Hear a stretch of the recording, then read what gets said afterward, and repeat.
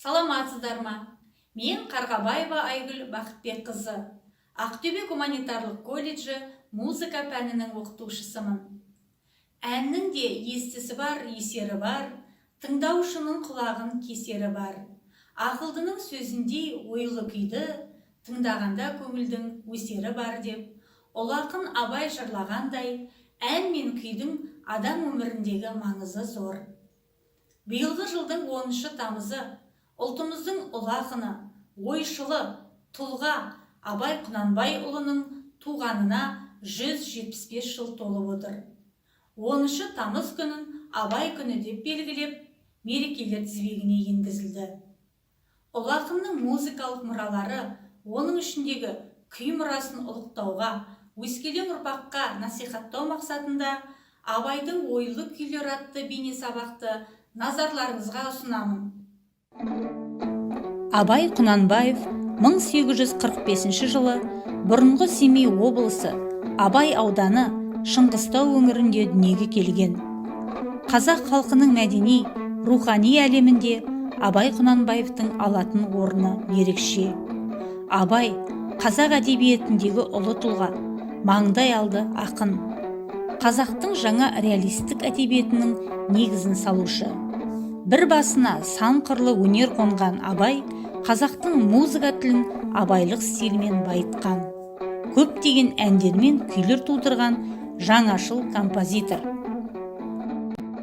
Шығыс Қазақстан күйлерінің ескі нұсқаларының сақталған аймағы Шыңғыстау өңірі Абай елі.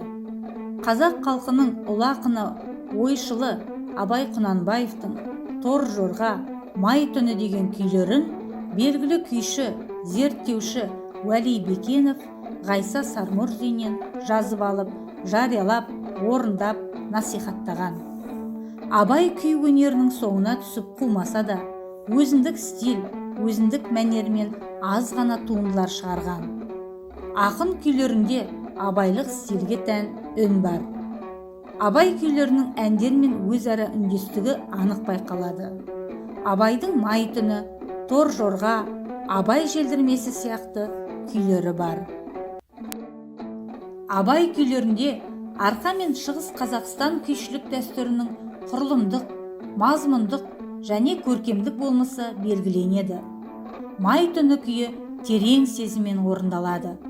Күйдегі табиғи минор мен гармониялық минордың астасып келуі Абай әндеріне тән ерекшелік.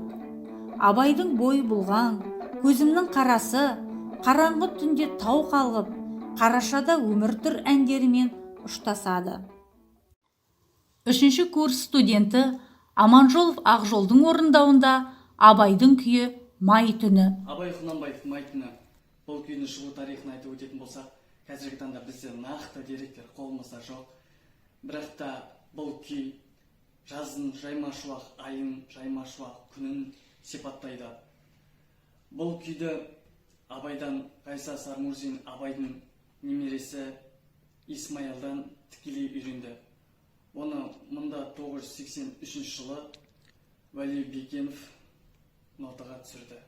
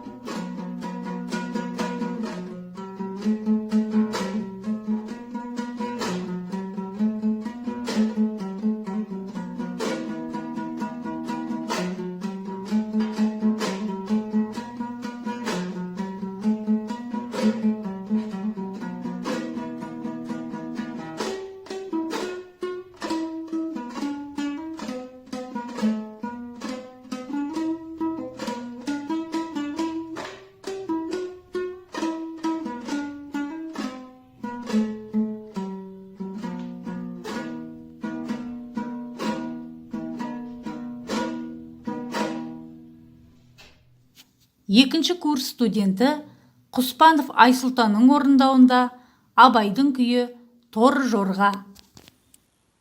Абай Құнанбаевтың Тор жорға күйі бірде-бір жиын отырыста Абайдың ақындығына, өнеріне өте риза болған бір бай Абай Құнанбаевқа жорға ат сыйлайды.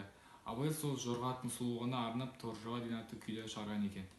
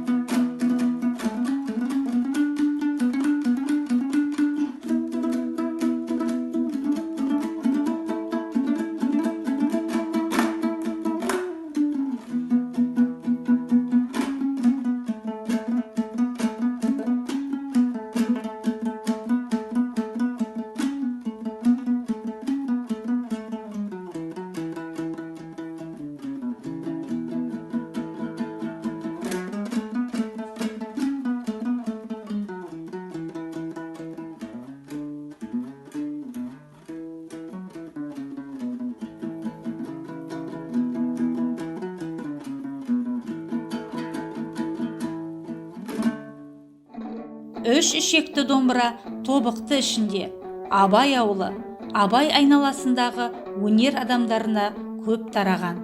Бізге жеткен деректер мен айғақтарға қарағанда, үш ішекті домбыра ұстағандар Абайдың өз ұлы Ақылбай және Абайдың әнші шәкірті Әлмағамбеттер. Біз әлі күйді тірілте алмай келеміз. Жалпы музыка атаулы нәрсе елдің сезім байлығы мен ішкі жаратылыс қалпын білдіретін болса, солардың ішіндегі ең толғаулы, ең терең сырлысы күйі. Күйдің тіліндей бай тіл қазақтың әнінде жоқ. Мұхтар Әуезов.